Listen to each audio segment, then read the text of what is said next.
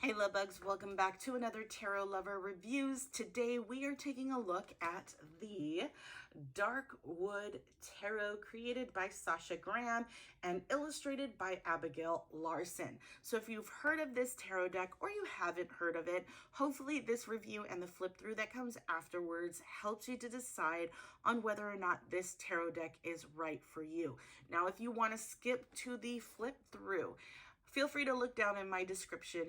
I break down all the suits into chapters to make it easier for you to start exactly where you want to in the flip through. But right now we're going to talk about the packaging, we're going to talk about the guidebook, and we're going to talk about the cards, cardstock, imagery, the backing, the sizing, the cardstock, everything. So if you're interested in all the details, stick around. Otherwise, feel free to move on over to the flip through.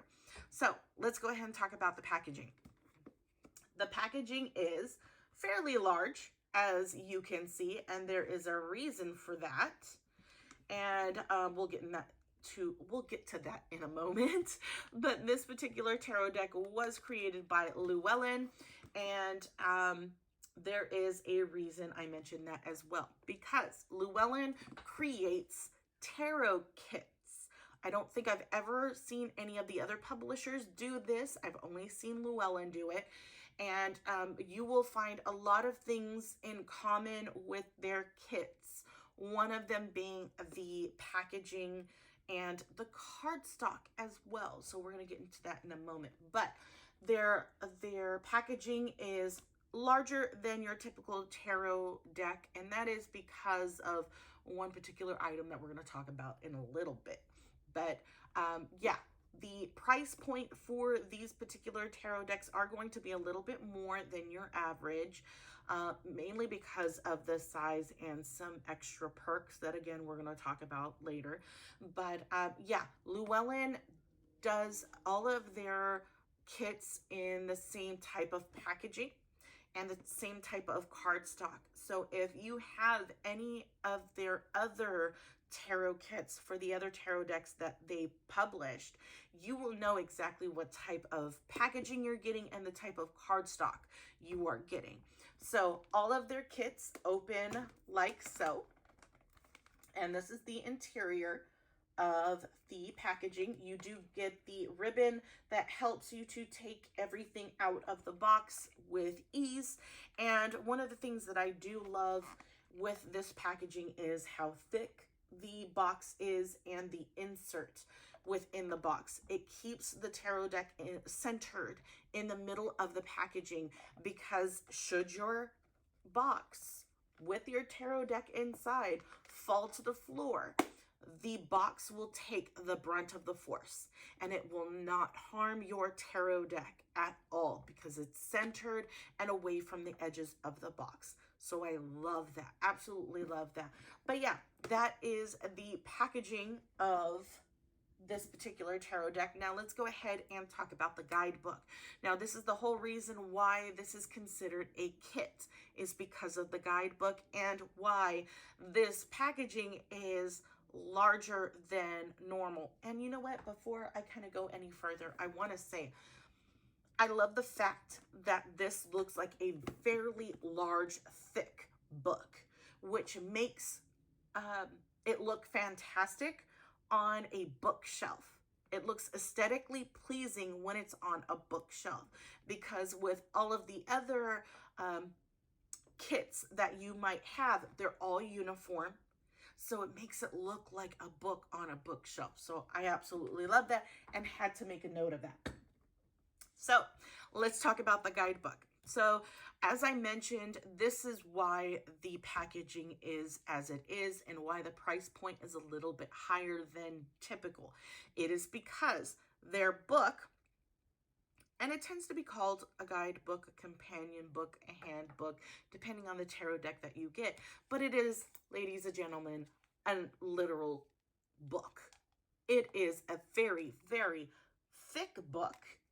And one of the reasons why it is such a thick book is because it allows the author to provide you with so much more information than a little white book can give you.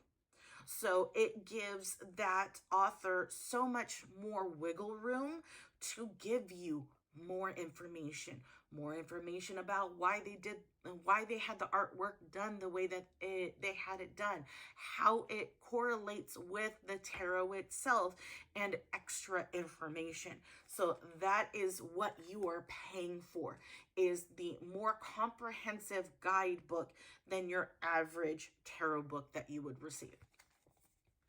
So with that being said, another reason, you get a full page view of that particular card for both major and minor arcana. I kind of went to the beginning.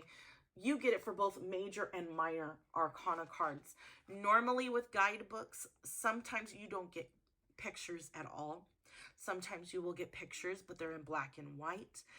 Sometimes you only get pictures for the major and not for the minor. With these guidebooks, you get a full colored picture of each of the cards. Now, with this particular one, it takes up a full page, whereas some of the other guidebooks from the other kits that Llewellyn publishes, it may not take up the full page. It may just be the card itself here, but it's in full color. So you are getting more bang for your buck when it comes to these particular types of tarot decks. As I mentioned, you do get a lot of information with each of the cards.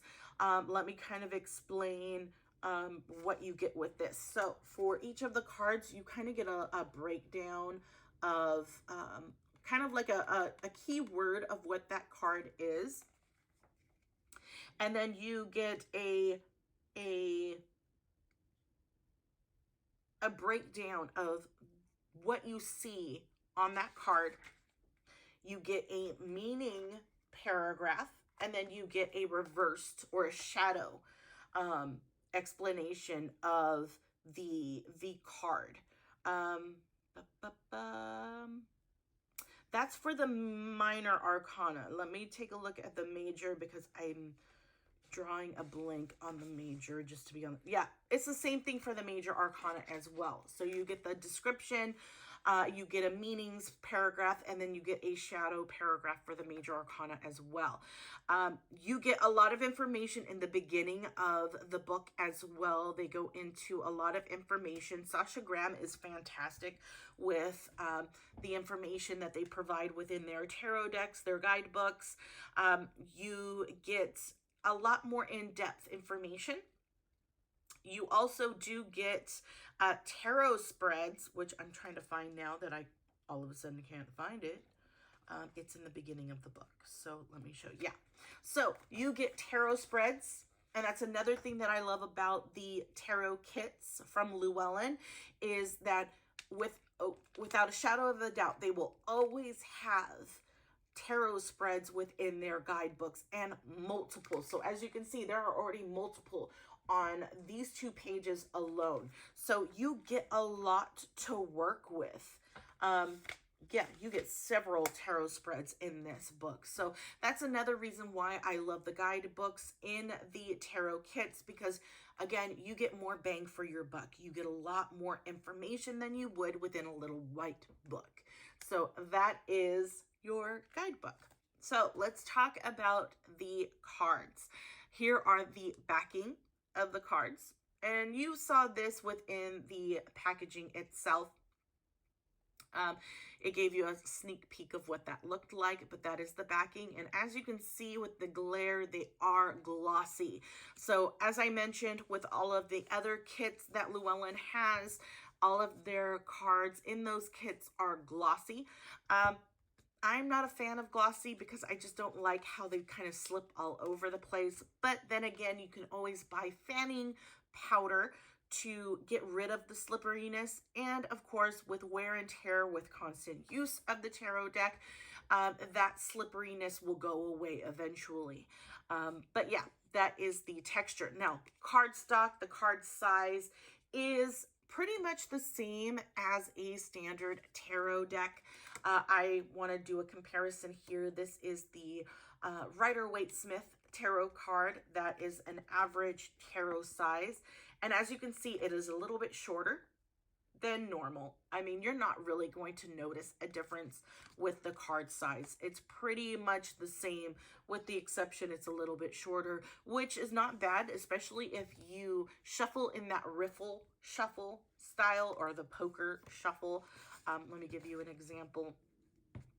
If you do this, it just makes it a little bit easier because your hands don't have to stretch out as much in order to do that shuffle. So, I mean, that is a plus. Now, we'll come back to the shuffling part in a second. Actually, no, let's talk about it now. Cardstock. The cardstock is very, very flexible when it comes to the tarot kits from Llewellyn, which has some pros and cons. I don't necessarily like thin cardstock, only because I want to make sure that my tarot cards last as long as they can. I feel like if it is a thinner cardstock and with constant use, you're just going to wear out your cards that much faster. That is just me. Some people may find that with thicker cards, they wear out a lot faster that way. So it all depends on how you see cardstock. I like my cardstock a little bit thicker so that I know if I shuffle it, it's not going to, wear out as fast as anyways. So the cardstock is, again, very flexible, like very flexible. It does kind of keep that, but I mean, if you kind of bend it, it'll go back. But that's just another reason. But it does make it a lot easier to do that riffle shuffle when it's this type of cardstock, because you can get a good bend on the cards so that you can shuffle it that way. You know what I mean? So there's pros and cons with all of it. It's totally up to you and how you feel comfortable. You definitely don't have to do that riffle shuffle, that poker or bridge style shuffle that I was showing you. You can shuffle it however way that you want. I shuffle my tarot decks differently. It just depends on how I'm feeling that day, or the type of cardstock that I am utilizing. If it's more flexible like this, then yes, definitely I will use that riffle shuffle. If it's a little bit on the thicker side, then I will shuffle it in the, under over shuffle that way. But you don't have to do it, in those particular ways. You shuffle your tarot cards however you feel comfortable. There is no right or wrong way to do it. As long as it's shuffled, you're good. So keep that in mind. Let's go ahead and talk about the naming convention and the imagery with this tarot deck. So with this particular segment of the review, I always like to say that whenever I'm talking about the naming convention and the imagery, I am comparing it to a Rider-Waite-Smith tarot deck. The reason why I do that is because a lot of the guidebooks that you can purchase separately are based off of the Rider-Waite-Smith naming convention and imagery. So it helps, especially if you have those particular guidebooks and you decide to purchase this tarot deck, it's good to know whether or not you would be able to utilize that guidebook with this tarot deck or not. So that's why I do what I do. So with that being said, let's talk about the naming convention. I'm sorry, I'm getting distracted because a hummingbird just came across my window, and I have a little light lantern that sits in front of my window, and I think it thought it was a hummingbird feeder. So now I feel like I need a hummingbird feeder. Anyways, that is my squirrel moment. Let's talk about the naming convention. So naming convention from a Rider-Waite-Smith point of view for this tarot deck, exactly the same. The major arcana are all named the exact same way, and the minor arcana are the same. Pentacles, cups, wands, and swords. The court cards are exactly the same as well. Queen, king, I always want to say jack. Knights and pages are in this particular tarot deck. So that is the naming convention. Let's talk about the imagery. The imagery for this does not follow the Rider-Waite-Smith imagery. A whole lot. I mean, it does and then it doesn't. There are moments when looking at some of this imagery where you definitely do get exactly what that card is trying to convey. But at the same time, it doesn't. It will look different than what you're typically used to seeing in the Rider-Waite-Smith tarot deck. Mainly that is because of the theme of this particular tarot deck. It is a dark theme. I have heard a lot of people utilize this for shadow work. So it does have a very shadowy, hence the reverse is shadow, meaning a lot of people like to utilize this tarot deck for shadow work. I myself don't necessarily use tarot for any type of shadow work. I just loved the imagery of this particular tarot deck and how dark it looked. The tones are dark, but not too dark to where you can't see what that imagery is. There is contrast within all of the colors, which makes it a lot easier to see all the details, and you're not trying to struggle to see what that is. So I love that. The tones are muted, they're darker, but there are pops of color within this tarot deck that make it easier to read and are appealing to the eye. But yeah, the darkness to this tarot deck is beautiful, beautifully done. I love how Abigail did the artwork for all of this, and I think that's probably why I was so drawn to this particular tarot deck, is because of the Hermit card that was used for the packaging and the Fool card that's at the front of the guidebook. I love it. I absolutely love her artwork. So yeah, hopefully this review has helped you in some way. If it has, leave a like and check out my channel. See if there are any other tarot decks that I have reviewed that you might be interested in watching. If you don't see a tarot deck that you are looking for that I haven't reviewed yet, leave a comment. Let me know what that tarot deck is so that I can check to see if I don't already have it. I have a lot of tarot decks that I have yet to do reviews on. So if I do have it, I will be sure to do a review on that as soon as possible. If I don't have it, you gave me a reason to add it to my list of tarot decks that I need to get. And the list is getting longer. And I've put myself on I put myself in tarot jail because it's the holidays. I need to save my money. Anyways, without further ado, here is the flip through. Enjoy, and I will talk to you guys later.